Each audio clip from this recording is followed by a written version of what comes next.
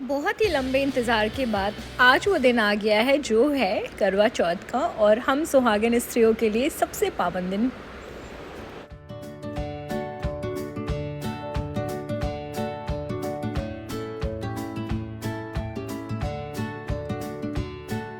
तो हो गया है मेरा स्नान और करवा चौथ की आप सभी को ढेरों ढेरों बधाइयाँ।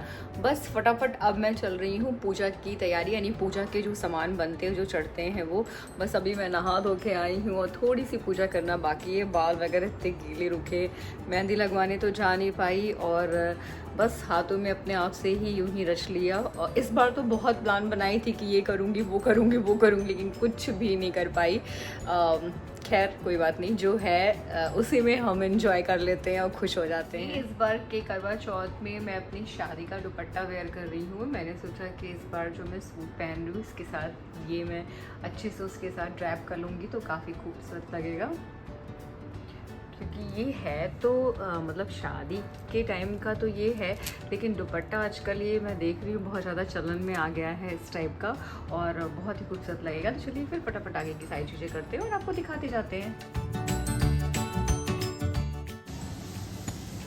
चावल के लड्डू तैयार होने बहुत ही सिंपल मेथड है। चावल को बस भून लेना है, उसके बाद घी को तैयार कर लेना है और किसी भी चीनी ले लेनी है।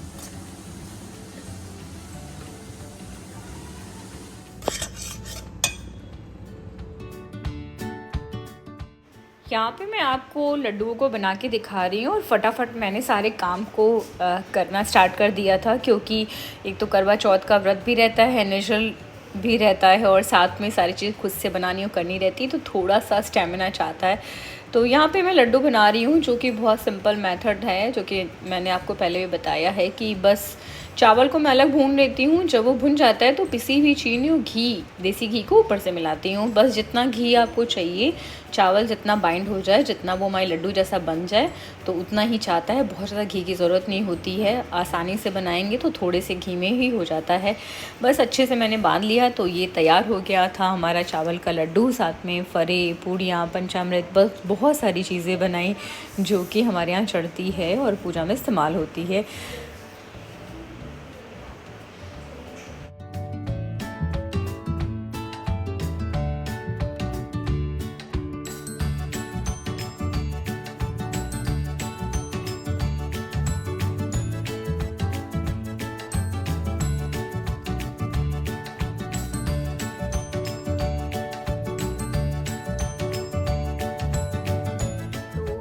गई हूँ अपनी क्लॉथ को मैंने पहन लिया है, और क्योंकि इस बार ना मैं साड़ी ले पाई और न ही मैं उसको बनवा पाई, और ले भी ली थी तो मेरे ब्लाउज नहीं सिल पाते।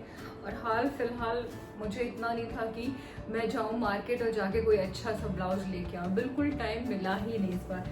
तो ये है इसका दुपट्टा और रियली ये बहुत खूबसूरत है और आपको जैसा दिख रहा है ना उससे भी बहुत बहुत बहुत ही ज़्यादा सुंदर। तो बस अभी मैं ये दुपट्टा मैं आपको दिखा दूँ। ये है इसका दुपट्टा और बिल्कुल 2.5 मीटर का ये दुपट्टा है और बहुत ही खूबसूरत लगने वाला है। और इसके साथ मैं अपनी शादी की जो चुन्नी मैं ओढ़ी हूँ उसको वेयर करूँगी। तो मैं फटाफट तैयार हो जाती हूँ और आपको दिखाती हूँ। बस तो ये मैं रेडी हो गई हूँ और मैंने अपने बालों में स्टाइलिश बीड्स लगाया है जो काफ़ी खूबसूरत लग रहा है। वैसे मैं एक शादी के लिए मंगाई थी, लेकिन मैंने कहा कि पहले करवा चौथ पड़ा है तो उसमें ही मैं तैयार होकर इसको पहन लूँ। और ये है मेरा फाइनल लुक और आप देख रहे हो कि उसके बाद मैं दुपट्टा और साथ में मैं जो बताई थी कि अपनी शादी का दुपट्टा इसके साथ पहनूँगी। तो बस इसको अभी अच्छे से सेट कर लूँ और फिर पूजा करना स्टार्ट करती हूँ। मैंने बालों को बिल्कुल स्ट्रेट रखा है क्योंकि मेरे बाल बहुत उलझ जाते हैं बहुत ज़्यादा, इनका बहुत केयर करना पड़ेगा मुझे। फ़िलहाल मैं अभी कुछ दिनों के लिए बाल सोच रही थी कर्ली करा लूँ बाल, क्योंकि बहुत झड़ रहे हैं और बिल्कुल पतले हो रहे हैं। फ़िलहाल मैं अब अच्छे अच्छे हेयर पैक्स अपने ब्लॉग्स में आपको दिखाऊँगी और डालूँगी। तो ये दुपट्टा मैं इसको अच्छे से वेयर कर लूँ। और मैंने चीखा वगैरह सब जो है वो स्वेटर्स में मैंने गोल्ड का टाइप का ही सब पहना है।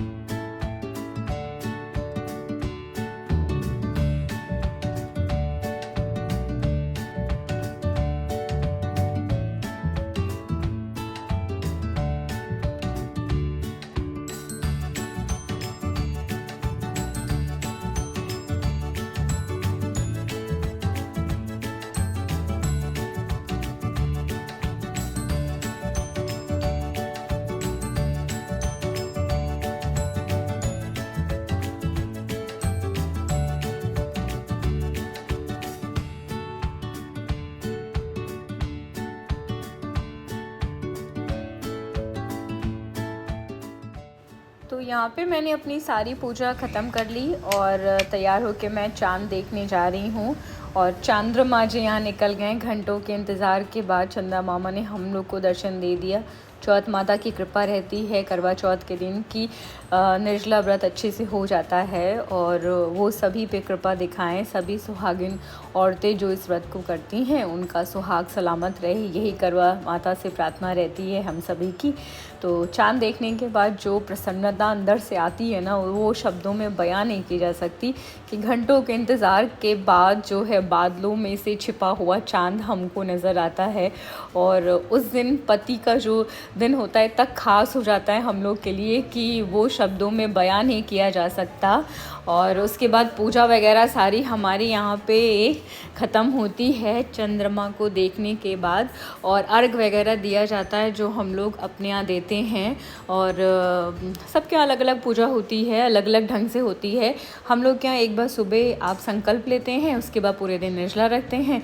पानी की एक बूंद भी नहीं हम लोग को पीनी रहती है। और उसके बाद जो है चंद्रमा निकल आते हैं, उनको देखते हैं, फिर उसके बाद हम लोग खाना वाना खा लेते हैं। हमारे यहाँ प्याज और लहसुन का प्रयोग नहीं होता है, ऐसे ही सादा खाना बनता है। शायद आप सबके यहाँ भी ऐसे ही होता हो।